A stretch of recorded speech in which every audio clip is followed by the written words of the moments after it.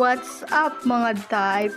For today's mini vlog at sa kasubok vlog, ngayon ay magpapaitim ako, Cherry! Pero dapat may kasama tayo. Susunduin ko nga pala dyan ang aking pesh. Papa ko nga pala kami dyan. Ang papakuan nga namin ay sa gilid-gilid lang ng kalsada. Grabe nga ni ang aking ngiti, parang nakakita ng pogi.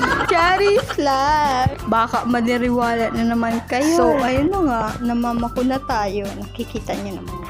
Ang tataba nga dyan ng pako, pero unti na nga nakuha namin. Kasi nagda-diet ang beshi nyo. Cherry. Ang nagbibideo nga pala dyan ang aking beshi, ayaw niya daw kasi magpakita nung nagpapaturo pa nga kung paano daw magpako kasi hindi niya alam kung paano magpako. At tiganturo nga niya sa akin yung buka na. At sinabi ko naman sa kanya, hindi dapat ganon, dapat kulot na kulot na. Pero pinapaglaban niya pa rin talaga ang buka. Kaya inayaan ko na lang, masunurin naman tayo. At sabi ko, madami na yata to, pero ang sabi niya naman, hindi pa, parang kakain lang yan ay isang tao. Pero sige na, ikaw na tama, ako na mali. Charis. At sabi ko naman sa kanya, ikaw na naman magpako, itry mo din kamo. Yung siya na nga ang mamama ko, nakakuha siya kulot. Pero yung susunod na naman, hindi na naman.